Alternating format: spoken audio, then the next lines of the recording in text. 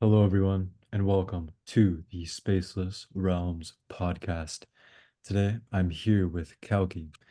Of course, we'll be speaking about some very universal topics that will expand your life and awareness. So, welcome to the Spaceless Realm. Today, Always the we greatest honor. always an honor. It's always like existence is an honor to be able to shine with the light of our ancestors and step into our own power and yeah, prove ourselves right. So, leading into that, we'll be speaking about how to how to make your desires yours. You know, ever since we're young, we're taught to learn how to brainstorm and how to use our mind to ponder what we want to create, what we want to bring into our life, the achievements that we want to achieve, the goals that we want to set, and then become a reality. So, as you see, the diverse amount of humans in this world, even the animal kingdom, even the kingdoms in the stars and in the universe, we're all striving towards something. We're all striving towards perfection in a sense, but perfection is an illusion. So, what makes a difference between one species, one human versus another human? Why does one human excel more than someone else? This other human may be doing what they're doing for a wrong purpose or for like an evil intent, but they still are beneficial in what they want to achieve. But then the one who just wants to do good, they're left behind and they're forgotten about and they don't end up fulfilling what they thought of doing in the first place. So yeah, I just want to freestyle about this, just the whole process of the game, you know, the game of the animal kingdom, the game of why we do what we do, everything along those lines. So let's dive into it, my brother. Oh, let's dive into it. It's very interesting because I was thinking today in terms of the process of creation. A long time ago, I thought, a lot of people were telling me you should really make some podcasts, you should teach some online classes, you should do something. And I realized that this was the manifestation of my creation desire to actually have online classes, to do Mutant Academy topics about everything, people that asked me to do YouTube videos on the channel, and suddenly you just appeared in my life. And then we just started doing something that was even better than that, because instead of being a live class that's only distributed to a certain amount of people, this is completely universal. So who knows how many aliens are even tapping into this? And, maybe that's even a frequency in the future that's going to be kept. And these podcasts are going to be stored. And in the future, they're going to be remembered for Mhm. ages. So it's very interesting. It doesn't really matter if it matters a lot how many people are listening, because it affects the whole human consciousness and the shifting of the paradigm, the great shift that's occurring right now between patriarchy to matriarchy, but, and towards the non binary, the queer theory or the queer era. But, it's very interesting to see how that manifested itself. And I think it's just because I had pure intentions. I had my alignment, my chakra alignment was good, my crown chakra manifestation was good, and everything I had the right intention behind it. Which is what, when you talk about what the difference is between somebody who maybe has ill intentions but is doing the right thing, and somebody who has the right intentions but doesn't get a lot of the recognition they should be getting, like say something of what we're getting right now, compared to what we should be getting in terms of exposure and in terms of being blacklisted or being, shadow banned and all kinds of stuff that's been going on. And I just realized I had been heavily hacked again today on my Facebook and my Instagram. And I was thinking, why? Why is this all happening to me? And I'm like, because it's a test. It's a Buddhic test in a sense. Because if you don't seek, you can still do good and have ill intentions, but do something good and not have the right intentions for it. But it's not going to have the same karmic effect for you. You're still going to affect other people positively, but for you, in terms of the benefits in your life, it might not be the same kind of benefits. So the best way to do it is with the pure intention. Now, a lot of things are mistranslated, say, for example, in Eastern philosophies or in the Buddhist philosophies, particularly a lot of things about right intention, right action, right remembrance, right speech. But it shouldn't be called right. Maybe you could call it correct in terms of like what's appropriate. But even then, that seems to be like a Western kind of colonizing speech that's explaining that right is associated with good, that light is associated with good, left is associated with bad, black is associated with evil. But really, at the end of the day, we should call it left speech, left action, left remembrance. we should call it, primordial blackness instead of primordial light.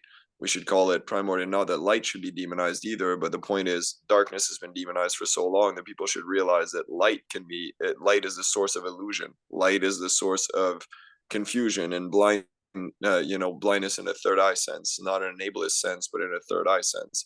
So, for example, darkness might not allow my features to be seen right now if I go into the dark for a second, or if I'm not in the light. But when I am in the light, suddenly if I go all in light completely, you can't even see my facial features anymore.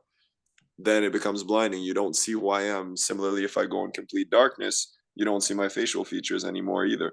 But then that anonymity actually might help people to relate in a way that doesn't give an attachment to the physical association of it. Yes. But Yes. then the balance of both, the half light, the half darkness, gives a very interesting effect. Mm.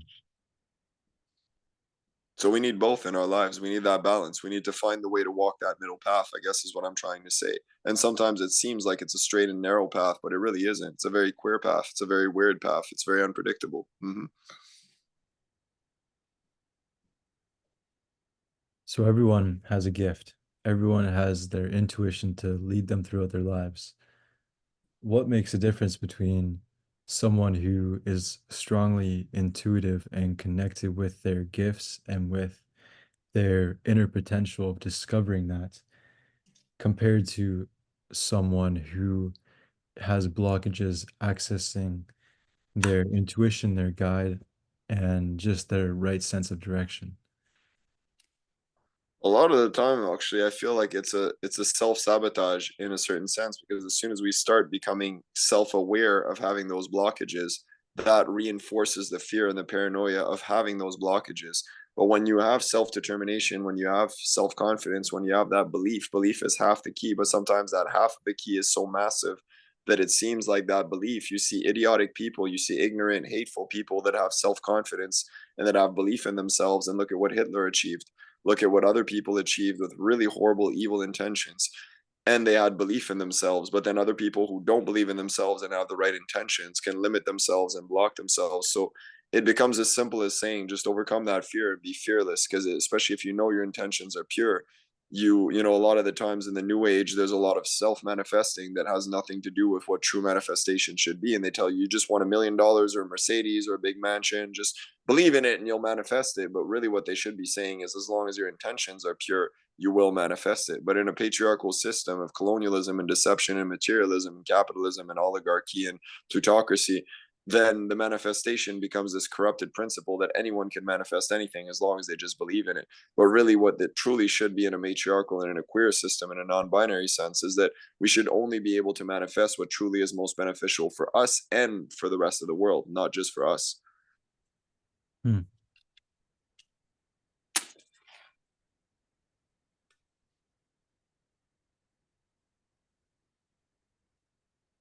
This kind of strays more off topic, but it's also kind of in the same picture. Definitely is. If someone feels kind of disassociated from their reality, how do they connect back to connecting just to the earthly system, Gaia? And I mean, it depends if they really need to. Sometimes when you're dissociated with your body, like say example in Dream Realm and REM sleep, sometimes that dissociation is what we need to actually be able to let our body rest. And to be able to dissociate sometimes from earthly realms is what actually helps us, ironically, to manifest a reattachment with it, because we become dissociated from a reality that's not benefiting our vibrational frequency at that moment. Just like in dream time, it's not beneficial for us to be constantly associated to our body and our mind to the point where we can't fall asleep. So sometimes we need that dream realm, we need that higher vibrational frequency, we need that ethereal sense of self to be dissociated from this reality in order to reconnect with it better in the future. hmm, yeah, it seems like the entire reality is shifting more to a etheric state of consciousness and an etheric state of being. It's kind of like the physical is becoming less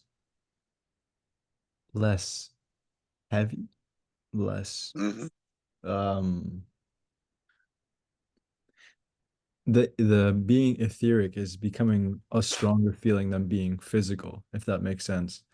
Yeah. Yeah, so yeah, it seems like a lot of a lot of our dreams are connecting more, just like the subconscious mind is waking up to like this web, this entire web of connections between each other.